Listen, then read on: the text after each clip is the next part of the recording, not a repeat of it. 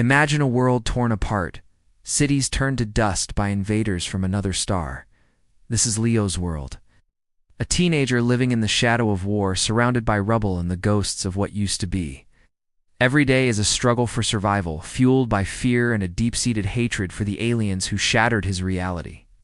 But one day, sifting through the skeletal remains of a building, Leo finds something unexpected. Not a weapon, not a piece of salvage, but a life. It's an alien, one of them, but this one is different. It's injured, alone, and looks just as terrified as he is. Its name is Xylos, left behind, wounded during the chaos of the invasion. In that moment, staring into the creature's wide, frightened eyes, Leo sees not a monster, but a victim. Every instinct, every voice of vengeance screams at him to leave it, to let it perish. But a flicker of something else, something deeper, guides his hand. He makes a choice that will change everything. Instead of hatred, he chooses compassion. He helps the trembling alien to its feet and leads it into the shadows, to a hidden cellar beneath his ruined home. This small, dark space becomes their sanctuary, a secret island of peace in an ocean of war. Outside, the world rages on. The sky is a constant canvas of explosions, the air thick with the dust of fallen buildings and the cries of battle. But down in the basement, a different kind of world begins to form. Days turn into a quiet routine. Leo shares his meager rations of canned food and filtered water. He tends to Xylos's wounds, cleaning them with scavenged medical supplies. At first, there's silence. A thick, awkward quiet filled with uncertainty. They are two beings from warring species, a boy and an alien who by all logic should be mortal enemies. Here they are, sharing a space, sharing a fragile existence. Slowly, the silence begins to break, not with words at first, but with gestures. Xylos, using its unique biology, projects soft glowing patterns onto the damp concrete walls. Swirls of light that tell stories without language. They depict distant galaxies, spiraling nebulas, and worlds bathed in the light of twin suns. Leo, in return, shows Xylos things from his past. A faded photograph of his family, smiling in a park that no longer exists. A small, carved wooden bird his grandfather made him. These simple exchanges become their language, a bridge built across the vast chasm of their differences. They discover a shared sense of loss, a mutual yearning for a home they can no longer return to. One evening, as the distant sounds of conflict seem to fade, Xylos reveals its greatest secret. Through a more complex and urgent display of light, it communicates its story. Xylos's people were not conquerors by nature. They were a peaceful species, forced into this war by a tyrannical regime that seized control of their world. They were conscripts, soldiers who fought not for glory, but out of fear for their own families.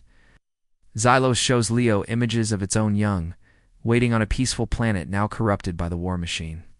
In that moment, Leo's entire understanding of the conflict shatters. The enemy was not a monolithic evil. They were individuals, trapped in a war they didn't choose, just like him. His act of compassion was not a betrayal. It was an act of recognizing a shared humanity, or rather, a shared beingness, in the face of manufactured hate. Their fragile peace, however, is destined to be a human patrol, sweeping the ruins for survivors and enemy stragglers, stumbles upon the hidden cellar. The heavy wooden door is kicked open, and soldiers, armed to the teeth, spill into the small space. Their faces are grim, hardened by endless fighting. They see Leo, and then their eyes lock onto Xylos, huddled in the corner. Rifles are raised, the metallic click of safeties being disengaged echoing in the confined space. The air crackles with tension. This is the moment Leo has feared, the moment his sanctuary is breached by the very war he tried to escape. "Get away from it, kid," one of the soldiers yells, his voice rough with suspicion and exhaustion. It's one of them. They see a monster, a threat, the embodiment of their pain and loss. But Leo sees a friend.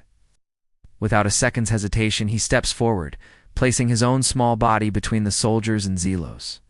He spreads his arms wide, a human shield against the guns of his own people. "No," he shouts, his voice trembling but firm. "You don't understand. He's not our enemy. It's like us."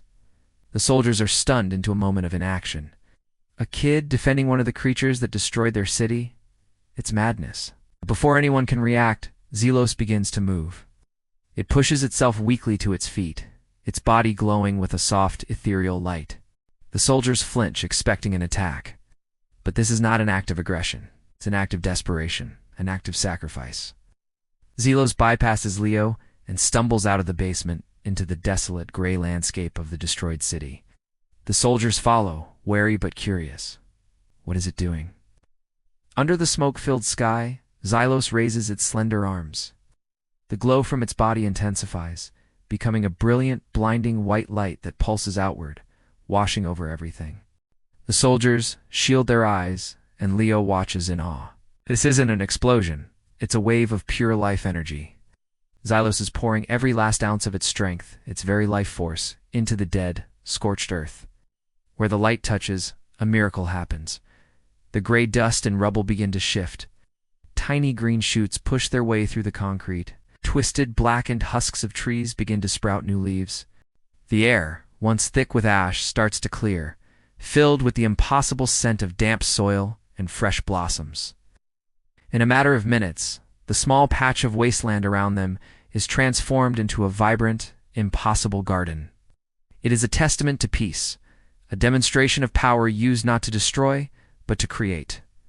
As the light fades, Xylos collapses. Its body, now drained of all energy, becomes still.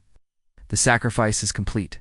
The soldiers stand frozen, their weapons lowered, their faces a mixture of disbelief and wonder. They came looking for an enemy and found a savior. They witnessed an act of ultimate compassion that defied everything they thought they knew about the war. In the middle of this newfound oasis, Leo kneels beside his friend, tears streaming down his face, not just of sorrow, but of gratitude. Xylos's final act was not just for him. It was for everyone. It was a message that even in the deepest, darkest ruins of war, life can find a way. Hope can bloom. The story of the boy and the alien who healed a piece of the broken world spreads like wildfire. It becomes a legend, a spark of hope passed from soldier to survivor. It forces people to question the nature of their enemy, to wonder if peace is truly impossible. Leo's choice, a single act of compassion, and Xylos's sacrifice, an ultimate act of peace, didn't end the war overnight, but they planted a seed of coexistence, of understanding, a seed that proves that the bridges we build are always stronger than the walls we hide behind. And in a world desperate for a new beginning, that seed was everything. Thanks for watching. If this story moved you, please consider liking the video and subscribing for more stories that explore the best of humanity and beyond.